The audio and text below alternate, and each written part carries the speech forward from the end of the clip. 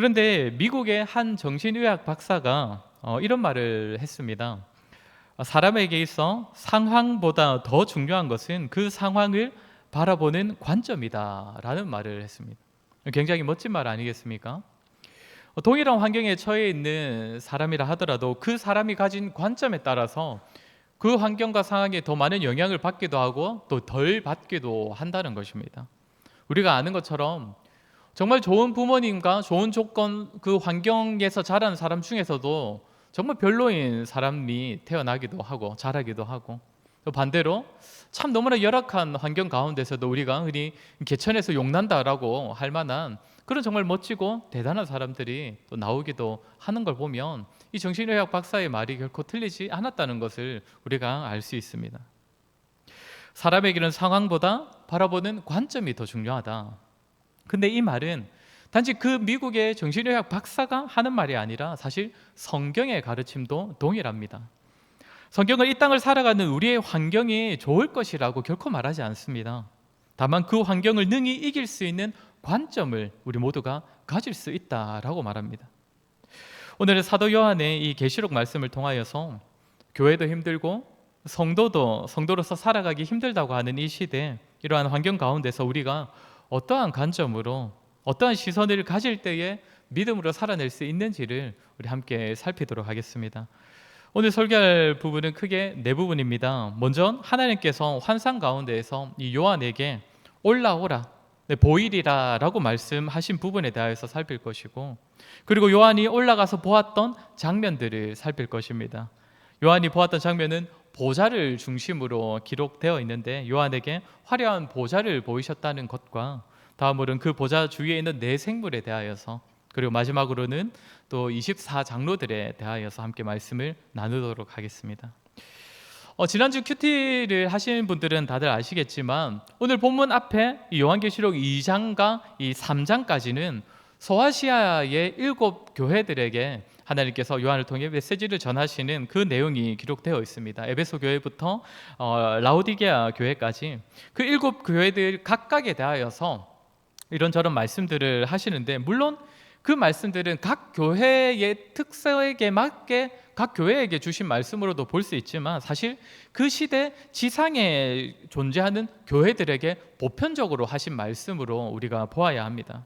그렇게 2장과 3장의 내용에서 그 어떤 교회는 칭찬만 있고 이제 비판이 없는 그런 교회도 있지만 사실상 그 당시에 존재하던 교회들은 보편적으로 그 말씀들에서 지적하는 그런 부족함들, 그런 아쉬움들이 다들 가지고 있었다라고 볼 수 있다는 것입니다. 그러면 계시록 2장과 3장에서 우리가 보았던 그 당시 교회들의 모습은 어떠했습니까? 환난과 어려움이 닥친 그 상황 앞에서 처음에는 계속적으로 인내하다가 결국에는 넘어지는 자들이 많이 발생하고 있었습니다. 믿음 때문에 투옥되고 또 죽임을 당하는 사람들이 점점 발생을 많이 하였고, 그런 것을 보면서 배교하는 사람들이 많아졌습니다. 또 이단의 가르침을 받아들이는 사람들도 있었습니다. 사도 요한 외에 예수님의 직계 제자들은 이미 다 죽임을 당했고, 사도들을 통해 세워졌던 교회들 중에는 벌써 문을 닫아버린 교회도 있었습니다. 그런 가운데 교회와 성도들은 점점 더 위축되어져 갔습니다. 많은 사람들이 믿음을 지키는 것을 두려워하고, 그래서 첫 마음을 잃어버렸고, 그래서 스스로 살아있다라고 말을 하지만 사실상 죽은 자와 같고, 스스로 부유하다라고 말하지만 가난한 자와 같은 그런 교회와 성도들이 되어버렸습니다. 이런 상황 가운데 요한의 편지가, 이 요한계시록의 말씀이 교회들에게 전해졌습니다. 먼저 2장과 3장을 읽으면서 현재 자신들의 상황과 형편을 바라볼 수 있지 않았겠습니까? 2장과 3장에서 아주 적나라하게 현재의 교회와 성도들의 모습이 적혀있는 것을 읽으면서 한편으로는 참 마음이 허탈함이 생겼을 것입니다. 그래, 지금 우리 교회와 성도는 이 모양 이 꼴이에요. 그것을 요한이 잘 짚어주고 있구나. 그런데 오늘 본문인 4장부터는 전혀 다른 내용이 시작되고 있습니다.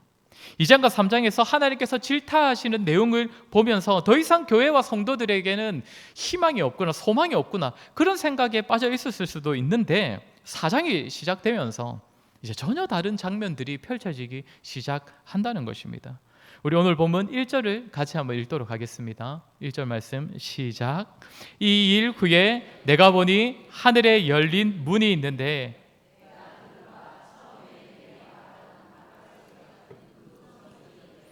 이리로 올라오라. 이후에 바땅에 일어날 일들을 내가 네게 보이리라 하시더라. 하나님께서 요한에게 올라오라 라고 말씀하십니다. 이 표현은 단지 공간의 이동만을 의미하는 것은 아니지요. 하늘의 일들을 보여주셨다는 것입니다. 이 땅의 일들은, 이 땅에서 보이는 일들은 교회와 성도들이 고난과 배척을 당하고 있고, 그런 가운데 사람들이 점점 더 배교하는 사람들이 많이 일어나고 있고, 그래서 그나마 인내하고 버티던 성도들도 이제는 너무나 지쳐서 힘겨워하고 있는데, 하나님께서 요한에게 하늘의 일들을 보여주시면서 성도들에게는 이 땅의 일들만 바라보는 시각이 있어야 되는 것이 아니라 더 넓은 시각, 오늘 표현대로라면 올라가서 보아야 하는 하늘의 일이 있음을 오늘 요한에게 환상을 통하여서 알게 하여 주시는 것입니다. 이 땅에서 보게 되는 일들이 전부가 아니라는 것이지요. 열왕기하 6장을 보시면 아람 군대가 도단이라는 성을 둘러싸는 그 내용이 있습니다. 이스라엘을 쳐들어올 때마다 실패했던 아람 왕이 왜 우리가 계속적으로 실패하고 있는가를 한번 살펴보니까 이스라엘에는 엘리사라는 아주 능력이 있는 선지자가 있기 때문이다라고 여겨서 이제는 엘리사가 산다고 하는 그 도단이라는 성에 먼저 쳐들어가서 그 성을 둘러쌌던 것입니다. 이때 엘리사의 사환은 굉장히 두려움에 사로잡혀 있습니다. 그래서 엘리사를 찾아가는데 그때 엘리사가 사환에게 두려워하지 말라라고 말하면서 뭐라고 했는지 기억나십니까? 우리와 함께한 자들이 저들과 함께한 자들보다 더 많으니라. 그러고는 하나님께 기도하여서 이 사환의 눈도 좀 밝혀달라라고 기도하는데, 이 열왕기하 6장 17절 말씀을 우리 한번 같이 읽도록 하겠습니다. 시작. 기도하여 이르되 여호와여 원하건대 그의 눈을 열어서 보게 하옵소서 하니 여호와께서 그 청년의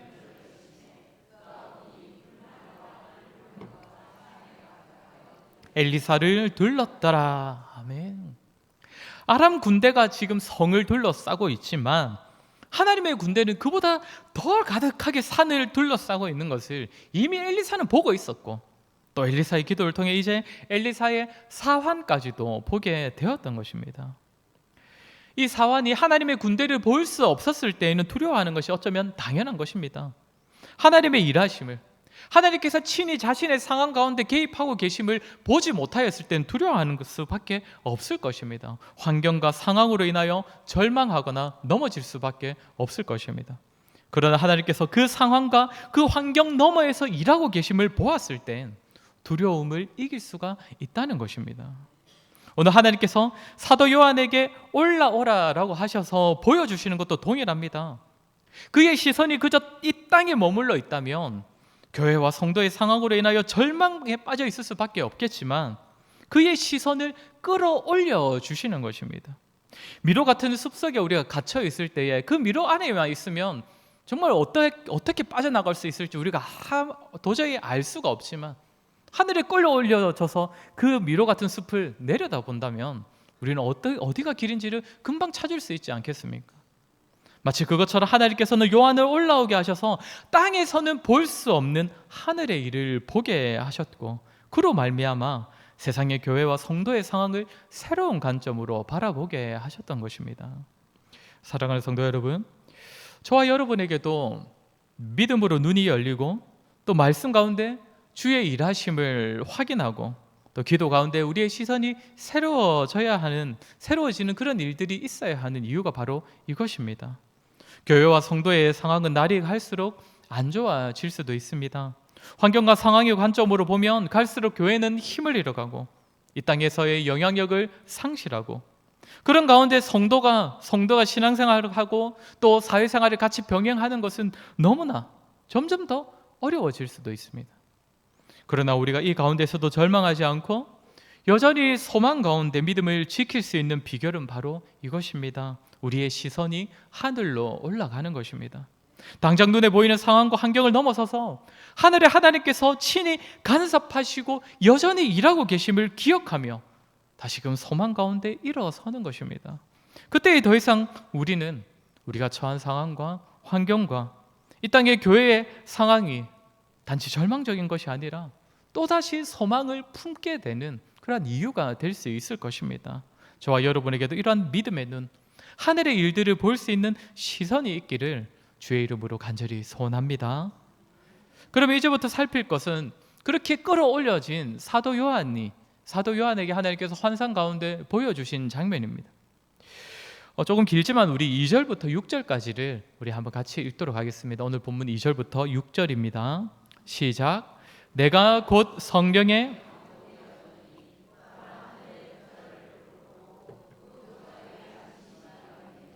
앉으신 이의 모양이 벽옥과 홍보석 같고 또 무지개가 있어 보좌에 둘렸는데 그 모양이 녹보석 같더라. 또 보좌에 둘려 24 보좌들이 있고 그 보좌들 위에 24 장로들이 흰 옷을 입고 머리에 금관을 쓰고 앉았더라.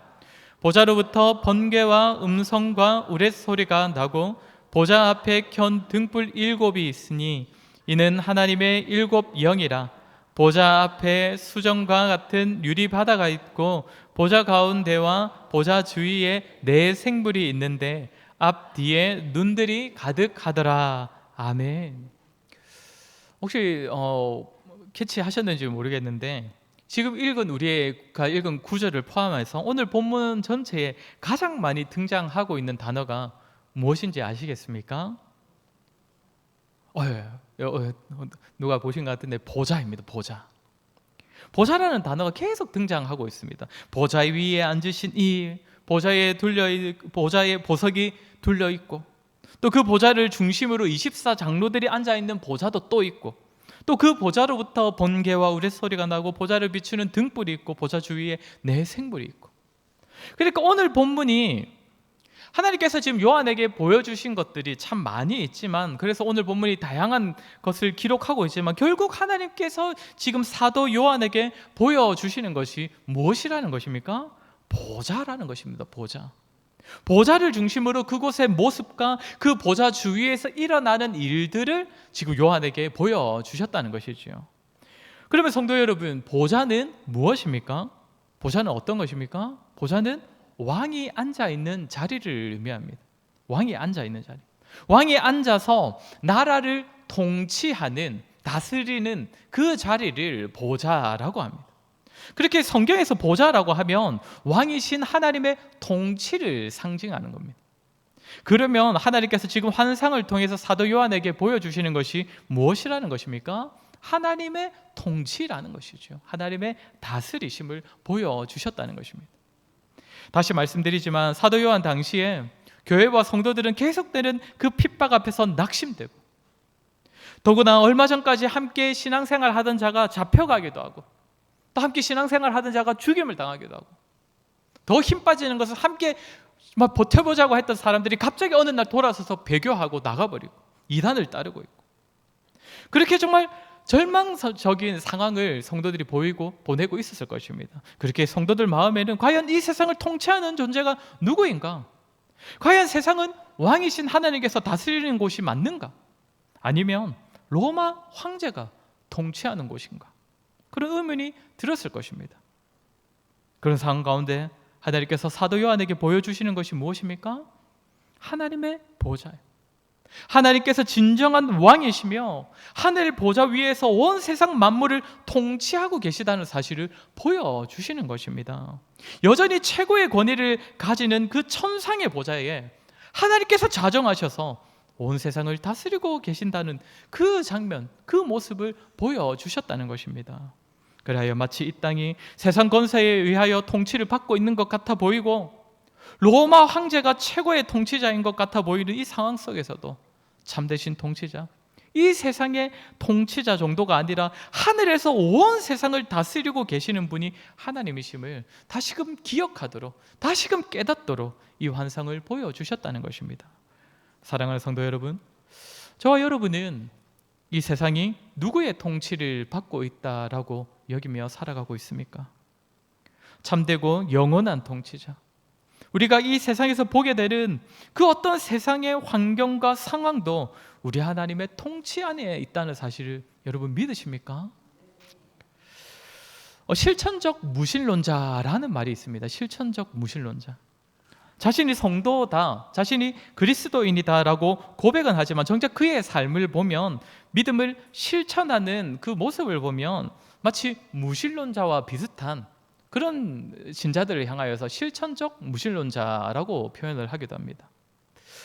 이 세상의 주인이 돈이라고 대놓고 그렇게 고백하는 성도는 없습니다. 학벌이나 외모나 권력이 자신의 주인이라고 그렇게 말하는 그런 성도도 아무도 없을 것입니다. 그러나 냉정하게 돌아보았을 때에 하나님이 아니라 그 모든 세상의 것에 더 충성하는 모습으로 살아가는 그런 실천적 무신론자 된 성도가 적지 않다는 것입니다. 사랑하는 성도 여러분, 사도 요한 당시 세상은 여전히 로마 황제, 역사적으로 보면 도미티아누스의 통치를 받고 있었습니다. 많은 성도가 하나님께서 왕이시다, 하나님께서 온 세상의 진정한 주인이시다라고 고백하면서도 정작 세상은 로마 황제의 통치하에 있다고 여기며 살아가는 그런 실천적 무신론자가 그 시대도 적지 않게 있었습니다. 저와 여러분은 그러지 말아야 할 것입니다. 세상 사람 모두가 세상 권세와 세상에 보이는 것들을 왕으로 여기며 왕으로 섬기며 살아가는 시대이지만, 현재 이 세상의 통치자된 모든 권세는 참된 왕이신 주님께서 이 땅에 다시 오실 때에 다 썩어 없어지고 다 무너지게 될 것입니다.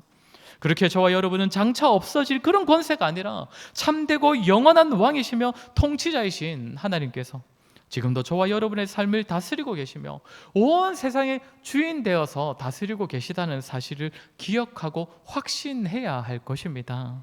나아가 온 세상의 참된 주인이자 왕이신 우리 주님의 다스림에 순종하며 살아야 할 것입니다. 저와 여러분, 저와 우리의 삶뿐만 아니라 온 세상의 주인 되신 하나님을 기억하시고 오직 그 하나님의 다스리심에 충성하는 삶을 살아가시는 저와 여러분 되기를 주의 이름으로 간절히 소원합니다.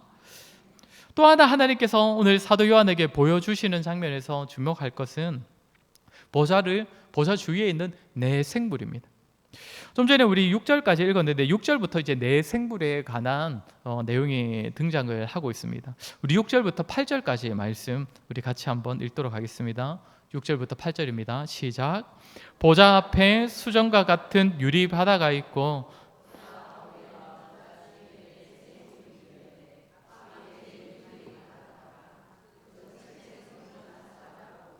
그 둘째 생물은 송아지 같고 그 셋째 생물은 얼굴이 사람 같고 그 넷째 생물은 날아가는 독수리 같은데 네 생물은 각각 6 날개를 가졌고 그 안과 주위에는 눈들이 가득하더라.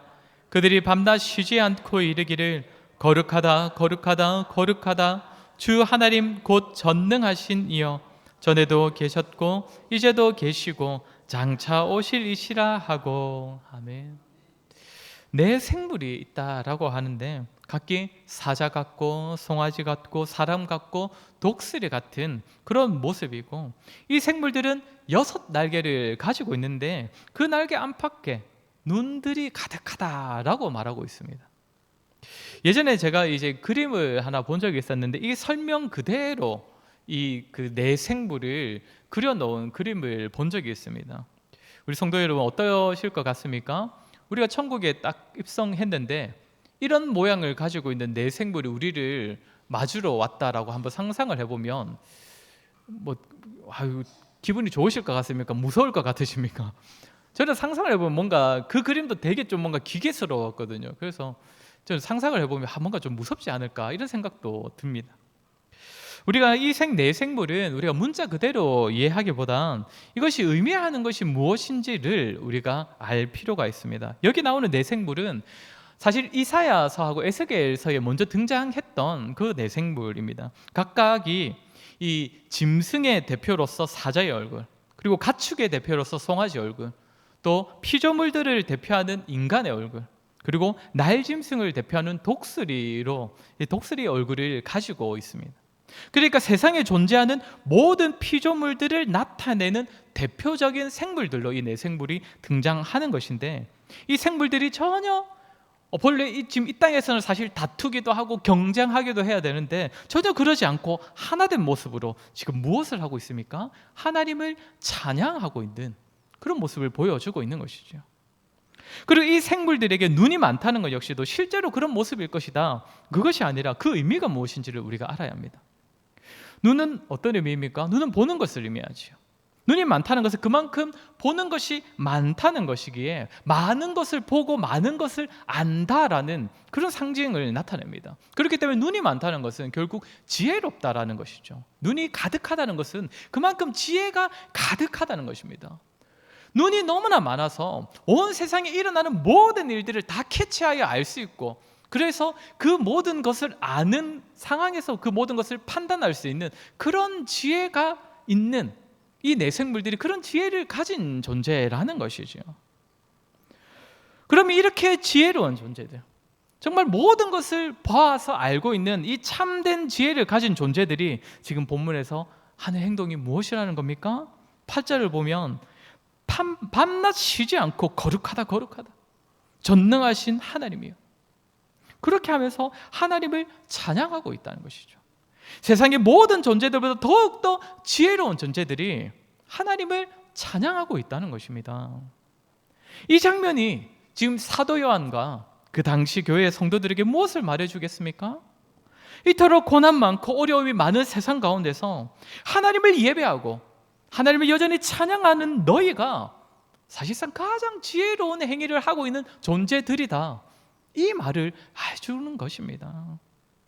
모든 일들과 모든 현상의 의미를 아는 지혜로운 존재들이 하나님을 예배하고 있으니 동일하게 이 땅에서도 하나님을 예배하는 너희도 가장 지혜로운 행위를 하고 있는 것이다. 가장 지혜로운 선택을 하고 있는 것이다. 당시 세상 사람들은 교회를 향하여서 뭐라고 했겠습니까? 너희가 그렇게까지 하나님을 믿어야 되겠느냐, 그런 상황에서도 하나님을 예배해야 알겠느냐면서 하나님을 예배하는 자들을 비난하고 놀리고 정말 무지하고 무식하고 바보 같다고 비아냥거렸을 것입니다. 예배하는 자가 세상의 놀림거리였을 것입니다. 그러나 하나님께서 사도 요한에게 무엇을 보여주시는 겁니까? 그렇지 않다는 것입니다. 하나님을 예배하는 자가 바보가 아니라 상황 파악을 못하는 그런 존재가 아니라 하나님을 예배하는 자야말로 참된 지혜를 가진 자다. 모든 것을 다 보고 모든 것을 다 알고 있는 그런 지혜로운 존재가 하는 행위가 하나님을 예배하고 하나님을 찬양하는 것이니 이 땅에서 하나님을 예배하는 너희도 결코 어리석은 자가 아니다. 오히려 너희가 가장 지혜롭다라며 고난 가운데서도 하나님을 예배하는 교회와 성도들을 위로해주는 그러한 하나님의 계시라는 것입니다. 사랑하는 성도 여러분, 지상의 교회가 존재했던 그 첫날부터 지금까지 기독교 신앙이 비판받지 않았던 때가 정말 단 한순간도 없었는데, 특히 하나님만이 참 신이라면서 하나님만을 예배해야 된다면서 믿는 그런 행위들이 참 많이 비판을 받았습니다. 왜 성경만이 답이라고 하느냐, 왜 너희가 믿는 신만이 참 신이라고 말하느냐면서 늘 기독교 신앙의 순수성이 참 많이 비판을 받아왔습니다. 그래서 하나님만을 예배하는 그 신앙이 더 올곧으면 올곧을수록 더 많은 비난을 받았습니다. 그렇게까지 하나님만을 예배하고 하나님만을 섬겨야 하느냐, 이런 시대에, 요즘 같은 시대에도 하나님이 신이라면서 예배를 해야 하느냐, 그것이 합리적인 것이냐? 아마도 시대는요 갈수록 더더욱 그런 비판의 목소리가 커질 것입니다. 그러나 저와 여러분이 반드시 기억해야 할 사실은 하나님만을 예배하는 자가 참된 지혜를 가진 자라는 사실입니다. 하나님을 예배하는 자와 여러분이 세상의 그 누구보다, 그 어떤 지혜보다 더 크고 참된 지혜를 가졌다는 사실을 기억하시고 이 땅에서 하나님만을 예배하는 자로 살아가는 것을 부끄러워하지 마시고 담대히 하나님만을 예배하고 섬기는 그런 저 여러분 되기를 주의 이름으로 간절히 소원합니다. 마지막 세 번째로 하나님께서 요한에게 보여주시는 것이 무엇입니까? 24장로들입니다. 24장로들. 24장로들에 대하여서는 다양한 견해들이 있긴 하지만 주로 많은 신학자들이 보는 견해는 하나님을 예배하는 하나님의 백성들의 대표다라고 봅니다. 이 견해에 있어서는 대부분이 다들 동의를 합니다. 그러니까 교회와 성도들을 대표하고 상징하는 자들이 이 24 장로들인데 이들의 모습을 한번 보시기 바랍니다. 우리 10절과 11절을 같이 읽도록 하겠습니다. 10절 11절입니다. 시작. 24 장로들이 보좌에 앉으신